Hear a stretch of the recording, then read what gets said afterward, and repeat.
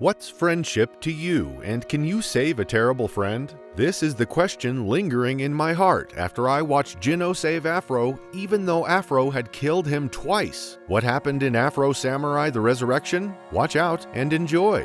After fighting to get the #1 hairband, the Afro Samurai realizes the hairband comes with a great burden. As much as that band brings respect and immunity, everyone who has ever worn that band loses something in return. They carry a burden greater than them. As for Afro Samurai, he refuses to fight again. He just sits at home, wears his band, and crafts some sculptures. Afro Samurai can't have it rosy every time. One day, he is attacked unannounced by his former friend and teammate Jino, who has been turned into a robot. Jino drives his bike into Afro's home and destroys all of his artwork.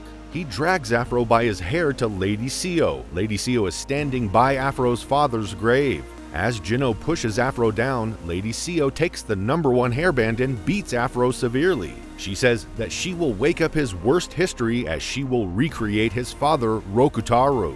Jino goes to Rokutaru's grave and removes a fraction of his skeleton to recreate him. Sio tells Afro that if he wants revenge or if he wants to stop her, then he should get the #2 hairband to fight her. Then she leaves. She takes the skeleton to Professor Dunner, who reassures her that within 2 weeks they will recreate the strongest man and the world will be on their feet. Sio reminds Dunner that he is working for her and they aren't a team. Meanwhile, Afro recovers his strength and returns home. He looks at his broken artwork as his imaginary friend comes back to him. His imaginary friend asks him what he will do now, and Afro replies that he is done with his revenge. However, his imaginary friend reminds him that as long as you have worn the #1 hairband, you can't give up. Afro decides not to give up, so he takes his rusted sword to a blacksmith and prepares to find the #2 hairband. Sio sends some of her men to watch all of Afro's moves while Afro's imaginary friend asks him why he wants to fight again. Afro says he can't allow anyone to recreate his late father as he wants his father to rest in peace. Afro collects his sword and returns to the city. Some of his victims' family see him afar off. They decide to revenge for the death of Justice, and they argue within themselves if the revenge is necessary. Sio has sent one of her team to brief the men that Afro is now weak, and he can't defeat them. They decide to attack Afro, all trying to avenge the death of their loved ones. They hit Afro, but he is still stronger than them all. He defeats them without much energy and walks away. The men curse him. They curse him for all the pains he has caused them and says that he will never find peace. He leaves them and walks into a bar and meets with Oyedeyasu, the surviving brother of the 7 clans. He asks him for the location of #2, but Oyedeyasu refuses to answer. Oyedeyasu challenges him to a game. He says that if he wins the game, he will take Afro's head, but if Afro wins, he will tell Afro the location of #2. Afro accepts the challenge and plays a game of dice. Afro loses the game, but realizes that his opponent is cheating. He threatens Oyedeyasu with his sword. He learns that the wearer of the #2 hairband is Shichigoro, and he lives around Machisiri. Afro leaves to get the #2 hairband, but before going for the fight, he goes to the gods to pray. He figures that Sio has hacked camera into the god's image. Sio mocks him and says that a heartless murderer like him is praying. She says that she will make him feel all the pain he made her feel, and since he isn't with the #2 hairband yet, it will take him a while to save his father from resurrecting. Afro angrily breaks the image and replies to Sio. He tells her he will surely find her and kill her. At Sio's home, she talks with Jino. She reminds him that Afro is a monster, and if they want to fight a monster like Afro, they have to become demons. She apologizes in advance to him just in case she does anything too brutal. On Afro's way to Machisiri, he finds out that they are having a festival at Machisiri, and he won't find Shichigoro.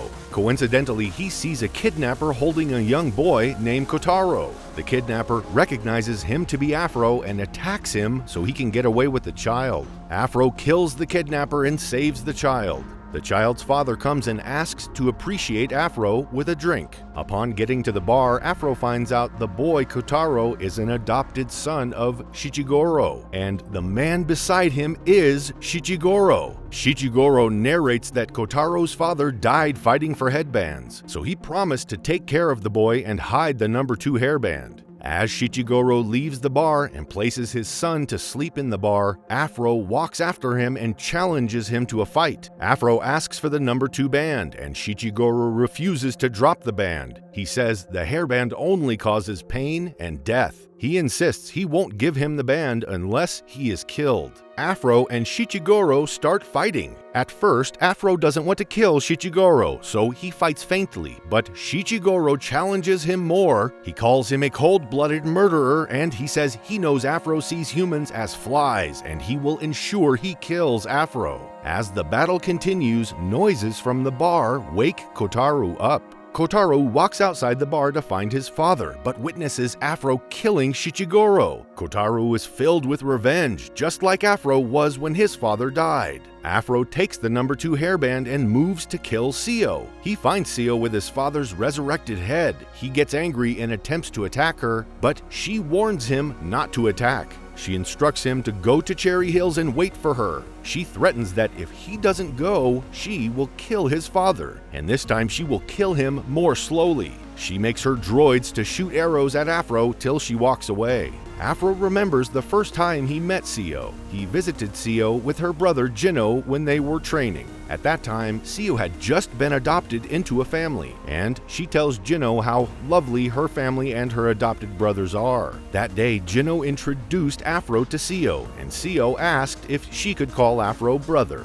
The brothers of the past are now sworn enemies. At present, Professor Dunner is angry at Seo for disrupting his creation. He warns Seo that removing a part of a creature will destroy him. However, she angrily tells him it is all part of her plans and that she will make the project successful. She calls him an evil person and says that his era has ended. She hits him with her legs. She uses the heels of her shoe to pierce his body. Afro journeys to the dry Cherry Hills. Walking behind him on a revenge mission is Kotaro. For days, Kotaro follows him with the sole purpose of killing him to revenge for his father's death. Kotaro gets tired along the way and collapses. He awakens under a shade with a bottle of water beside him. He drinks the water and can no longer find Afro. As Afro continues his journey, he meets with 3 cyborgs from Seo. They are Seo's foster siblings, and they remind him of how he destroyed them. They attack Afro with their respective skills to kill Afro so Seo won't ruin her sweet soul by killing Afro. Meanwhile, Seo didn't know about her siblings' absence from the laboratory. She goes to ask Dunner about them, and Dunner suggests that they have probably gone to fight Afro. Seo gets angry and stops Afro's father's regeneration halfway. She removes her sword and kills Dunner. She brings out the regenerated Rokutaro. At the hill, Afro defeats the cyborg, but he is severely injured in the process. He continues his journey. He finds himself in a red city where his father and friend Jino confront him. His imaginary friend tells him the fight isn't worth it and that he should give up. But Afro refuses. He says he needs to get his father back. He walks to Seo, who asks him how he will fight with his injured body. Jino hits him, and he immediately collapses. While unconscious, he remembers his father. He sees his father telling him that the number 1 hairband brings burden and he should fight for his hairband. He stands up to fight the resurrected version of his father. Rokutaro attacks him violently and overpowers him. He strangles Afro till Afro collapses. Seo, on the other hand, is excited about the happenings. She cheerfully tells Jino that she is finally getting her revenge for all Afro did to them. Jino isn't comfortable seeing his old friend die, so as Rokutaro attempts to stab Afro, Jino goes to save Afro. Rokutaro changes the direction of his battle with Jino and cuts off one of Jino's hands. Despite being armless, Jino insists he will protect his brother, so Rokutaro cuts off Jino's other hand and sets out to finish Jino up. Seo attempts to save her brother, but Rokutaro kills them both. Afro eventually wakes up. He realizes the man in front of him isn't his father, so he kills Rokutaro and takes his number 1 hairband. He leaves the hill and finds Kotaro on his way. He gives Kotaro the number 2 hairband and tells him that whenever he is ready, he should fight him. Afro's imaginary friend asks him if the circle of fighting for bands will end as Afro walks towards the mount in anticipation of his next challenger. Thank you for watching the recap. Please subscribe to our channel to get notified when we post the next recap. See you next time!